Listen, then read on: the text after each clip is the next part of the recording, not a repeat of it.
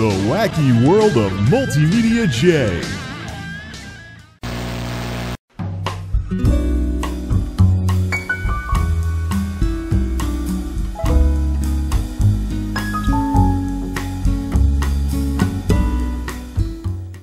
The events of the last couple of days have been eventful, to say the least. Whoa, now that's what I call a zoom. A little jumpy on this camera. Well, nice to see that Windows Update has updated on the Windows 10 technical preview on the Silver Bullet, and there's no updates to download. So good, glad everything's still staying up to date. Windows 10 has been a pretty interesting experience so far, although as you can see from the hard drive light just constantly going, I think I might need a little more RAM for this to run comfortably. Might be one of those deals like Windows 7 where at 2 gigs it'll run, but you really need 4 in order for it to run competently. So the Silver Bullet has been quite a nice guinea pig for the Windows 10 experiment, and I hope to eventually talk about Windows 10 some more. But for now, the Monolith dilemma is going to become a multi-format series with this latest discussion video about just how my whole philosophy with building computers has changed over the years. So this is the Silver Bullet. This is the case. Newegg badge and all, little worn paint here and there, completely foobarred front USB ports. This is the case that I built my very first system in back when I was in college, when the computer that was supposed to get me through college didn't. Still has a window. I actually wound up getting the windowed version of this case because the regular version was out of stock on Newegg, and I wanted to build this sucker. And so it was based on kind of the design I was seeing in the Alienwares at the time. But more importantly, the desktops that I've built since the Silver Bullet have all been my main system at one point or another. But lately, with current changes going on in the hardware, the PC hardware market, I'm wondering if a main system or a one-size-fits-all desktop that does everything is even still viable, much less the way that I should proceed with computer use and building computers and stuff like that. Now, the Silver Bullet was built at a time when I was dragging this computer with a tube monitor, well, not the insides of it, the motherboard's from Piano actually, which is my 2008 system with the Intel Core 2 Duo and 2 gigs of RAM and 2 gigs of RAM, E6750 or something. The Phenom 1090T was a big jump from that processor, and unfortunately, performance-wise, I haven't really seen big jumps come out in terms of what processors are coming out these days. As weird as it may sound, what's making processors look attractive to me nowadays is power efficiency. How did we get to that point? Oop, there goes the floppy drive. What's it doing? It's trying to download. It's supposed to be done with the updates. Okay. What was the noise for? And why is the floppy drive making noise underneath the... It's got my old fan controller in there. The Fatality, the X5 Fatality front panel, this is the last of those types of cards that still would go inside a system. Nowadays, you know, there'd be something external to keep the noise down. And of course, dual optical drives, which is a design choice that I'm now second guessing. I might go down to one Blu-ray combo drive that burns DVDs and plays Blu-rays in the next system I build, because a lot of the games that I play, they don't constantly need the CDs in here much anymore. What with Steam and with some of the games that I play nowadays, they may do a disc check when you start the game, but they don't actually need it. But those ways of, you know, selling games and anti-piracy stuff are kind of falling by the wayside as Steam has took off. Also worth noting, the noise you're hearing is with the fans turned all the way down for the 80mm fans. We crank everything up, it starts getting loud, but I'm using Vantac Stealth, so it's not going to get too loud. I had definitely had whinier Sunons back in the day when this thing still had its original hardware in it. Well, at least it still has a floppy drive. This thing had a zip drive at one point too. Maybe for nostalgia's sake I should put the zip drive back in here. Although I have zero use for zip technology anymore. That was mostly a college thing. Nowadays, flash memory has pretty much made zip obsolete. So, the Silver Bullet was this was a Chief Tech case, and it's basically a silver version of Tuxedo's case. It was a Chief Tech case back in the day. There's like Chief Tech, Chenming, and I think Apivia actually made... Oh, it was the antivirus that was updating. Nice. Well, we'll postpone it because... Well, we'll postpone it because I'm just going to shut this thing down very shortly anyways.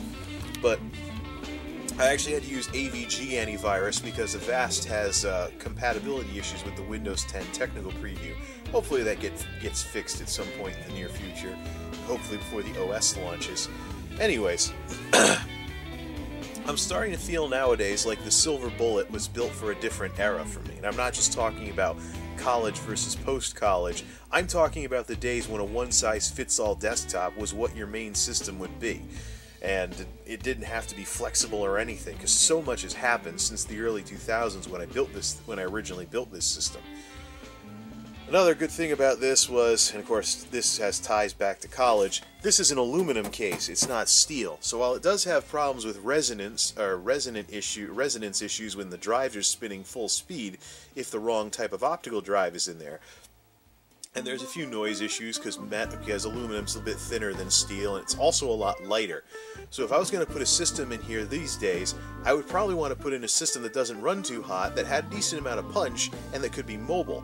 I'm thinking maybe eventually the Silver Bullet might be a Linux box of some sort, or something that I can, or even a SteamOS box, just a gaming system that I could like take over the folks' place, or just something that needs to be movable.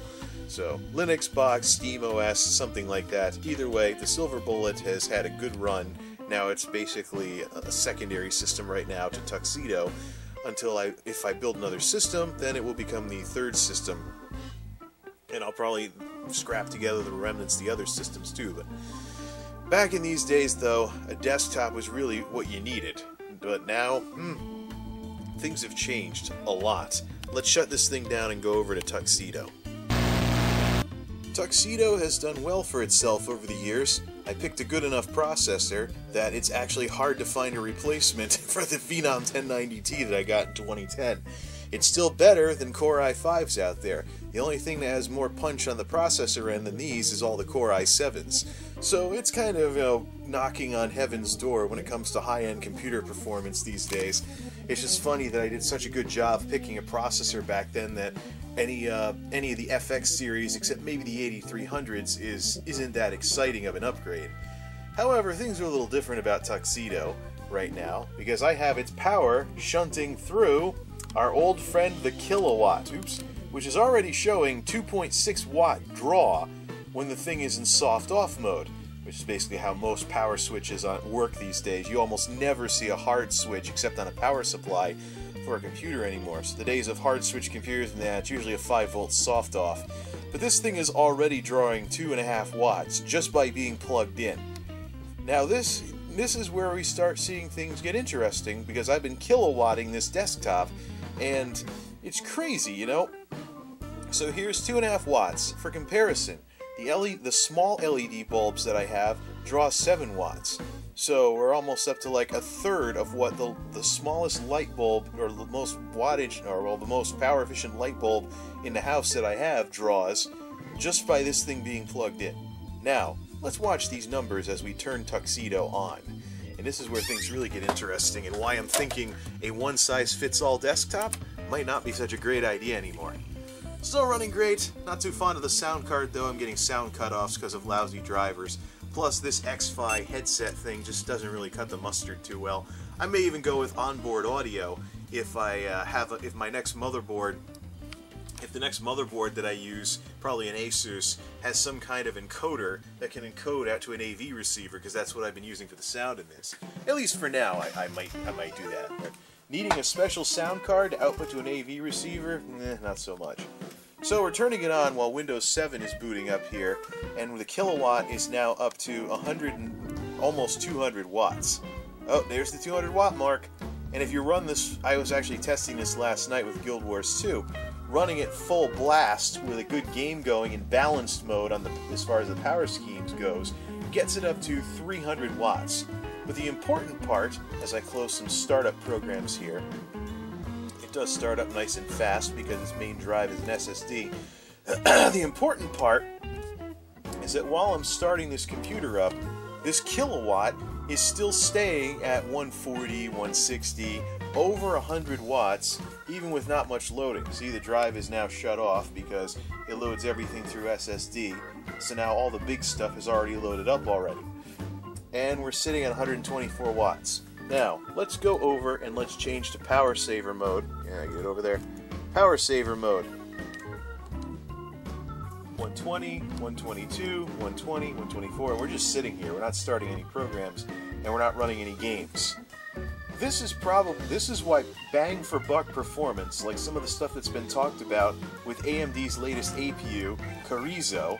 I don't know if you're supposed to say Carrizo or is it like, hey, Carrizo, what's up, Carrizo? Or something like that.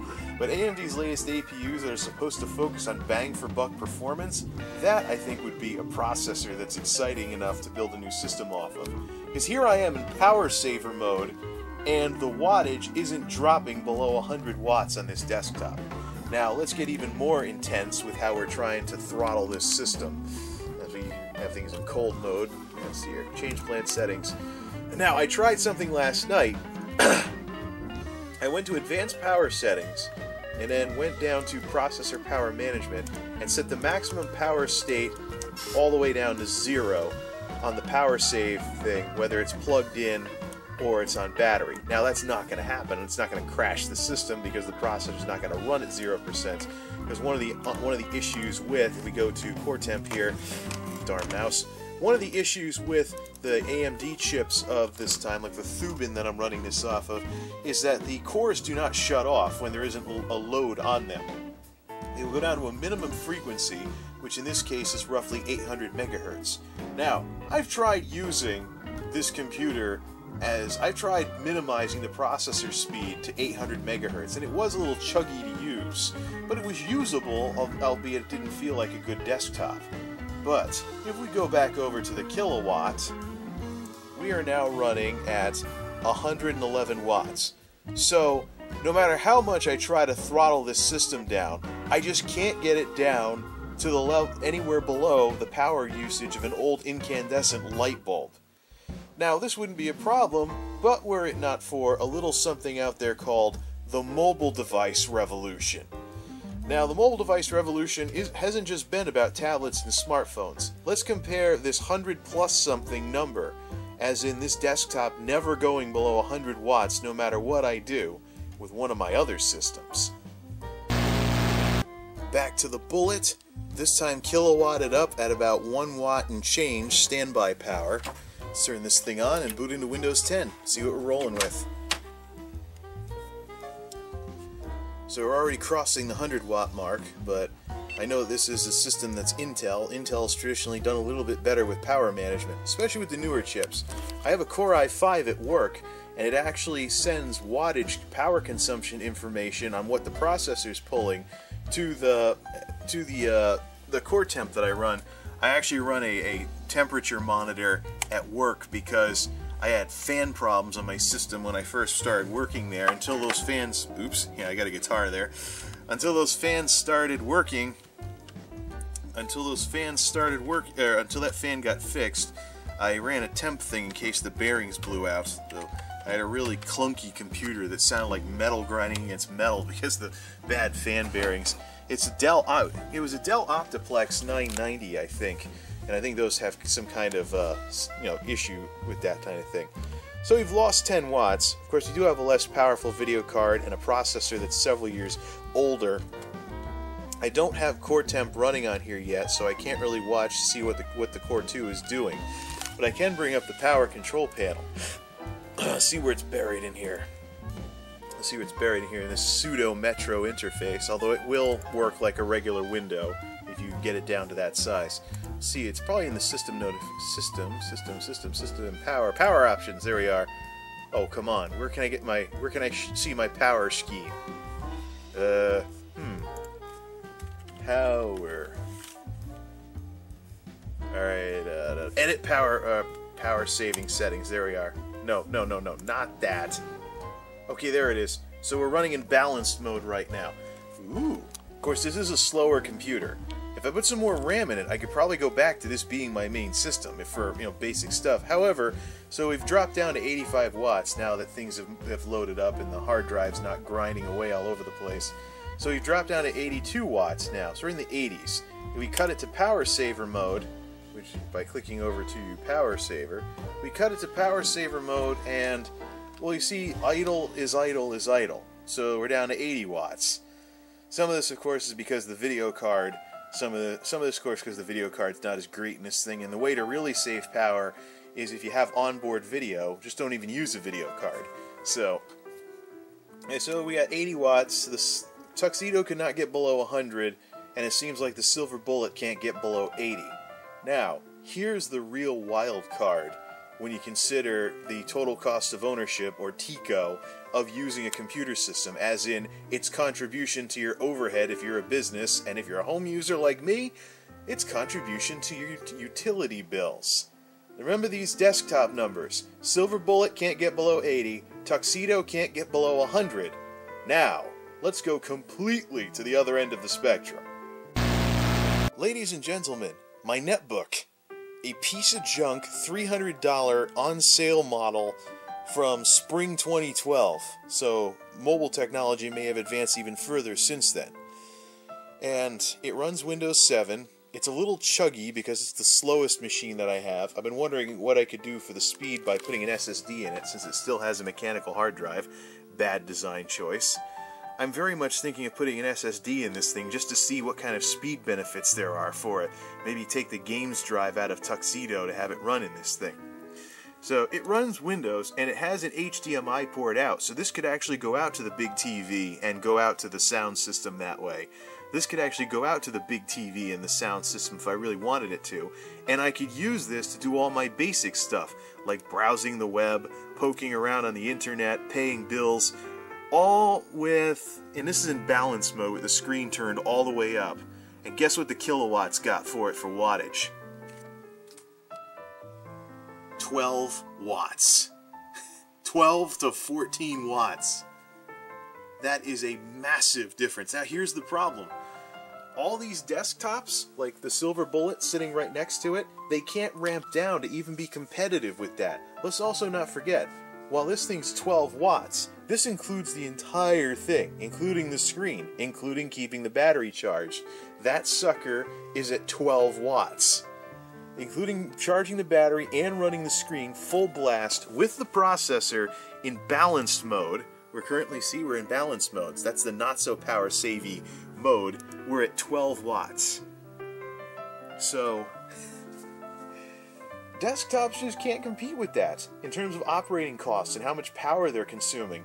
And when you consider that computer use, like what I do nowadays, is like regular stuff and high energy stuff, like for example browsing the web, paying bills, checking Facebook or something like that, blogging, versus playing video games or playing video games or crunching video for uploads in YouTube and stuff like that, or any kind of audio visual stuff. You know, it really is kind of a tiered usage type thing. This massive difference between this netbook and all the desktops has got me wondering if I should even have one main desktop anymore. Should I just use a netbook and then save the desktop to be used for gaming or the high-end stuff, when the extra horsepower and the not-so-power efficiency will play out a little better? Or would it be possible to build a desktop or configure a desktop to be able to ramp down to be anywhere near competitive to this 11-watt netbook? Now, it is a little chuggy. What are we looking at for a processor? We're looking at one of the early AMD APUs. This is an AMD, it's an AMD C60 Ontario dual core. It's right now sitting at 800 megahertz because it's not really doing anything, but it'll ramp up a little. But this is the slowest computer that I have right now. Sometimes it struggles with YouTube. I think some of it might be due to the fact that it has an old mechanical hard drive in it. I'm wondering if things might get better with an SSD to some extent. We'll have to try that a bit. By the way, TDP, 6.6 watts versus some of these desktop processors going up to 100 watts, and then if you have the FX 9000s, the 200 watt mark. Talk about a power sucker. Anyway, so we're at 11. We're at like 11 to 14 watts here, and that's just sitting here, not like running it full blast or anything, or trying to run something full blast. What if we switch over into power save? Let's go into power save mode, see what that does. So not really too much. Now we're floating at like 11, 12 instead of 13, 14.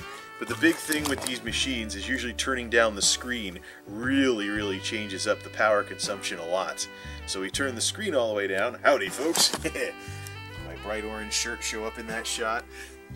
10 watts, 11 watts. I see it dip down below 9. Come on, 10 watts. Let's close this window. It might dip down if I unplug the mouse. 10.8, 10.3. Oh, never mind.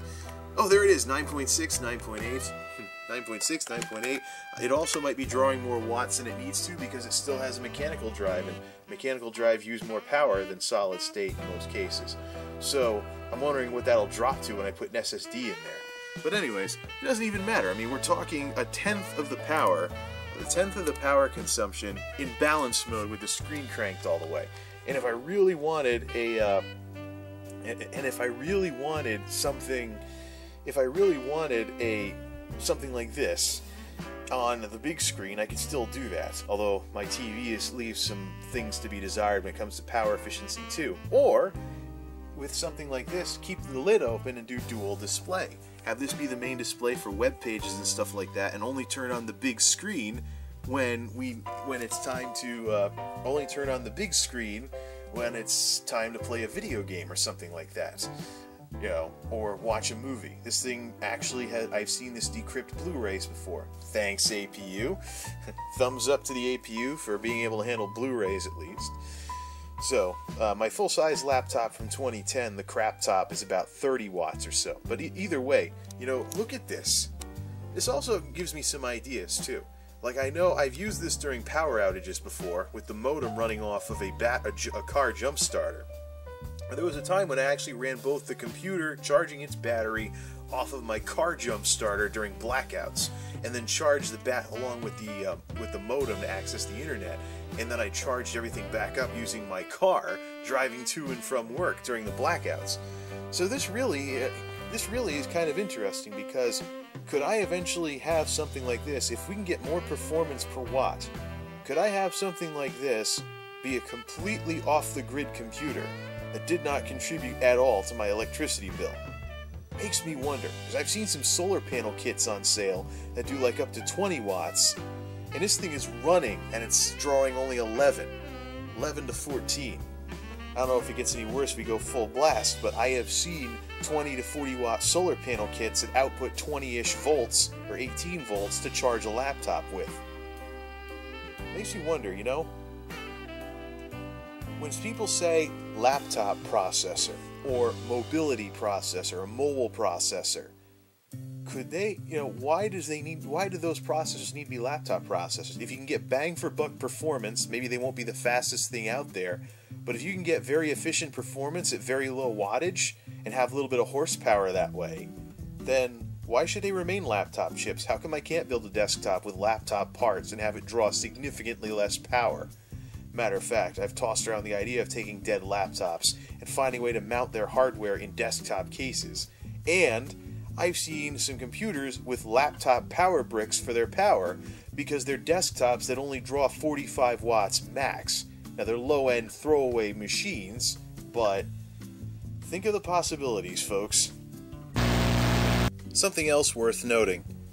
The piece of junk tablet that I got at the end of last year charges off of 1 amp for 5 volts. So for those of you who know your Ohm's law, wattage equals volts times amps, this is essentially a 5-watt computer.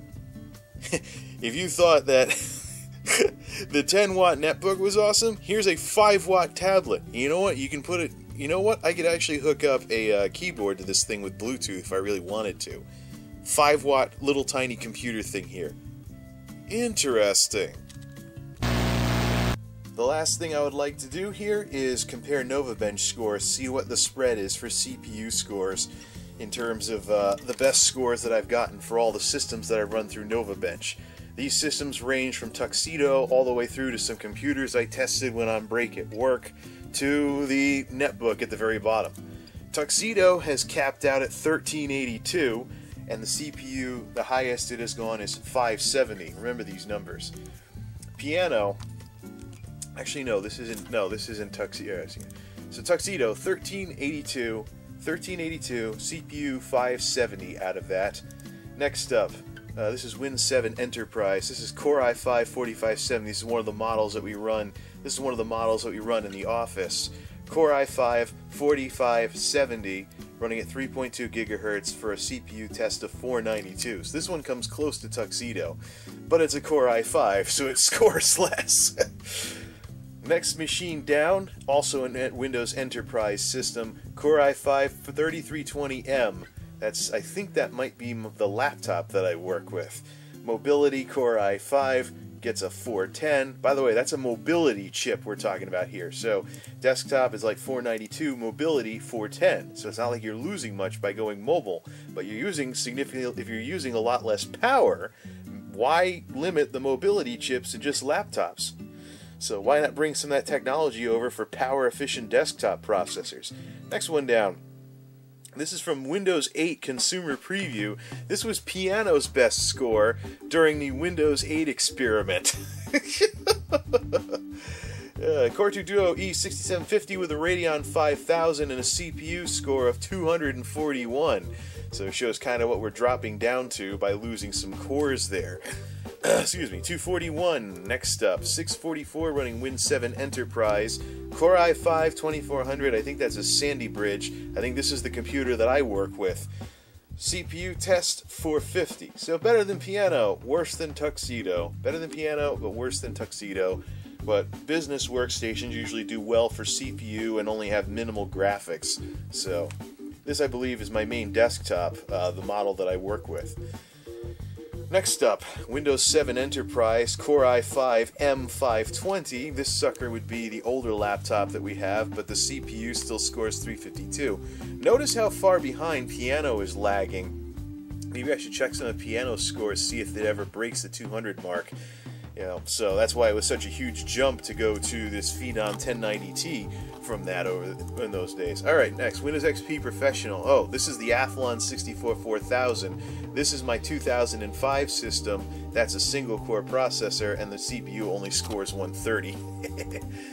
One of these days I'd like to have the Delosaurus on here if possible. 298, this is the Athlon 2P320 dual-core off of the crap top with a CPU score of 178. So there is quite a spread here. And at the bottom of the list, the best I've been able to do with the C60 is squeeze out 235 for a total score versus like over 1,000 for the other one. So CPU tests 85, but if you're only doing the very basics, what do you need all that power for? So that's the thing.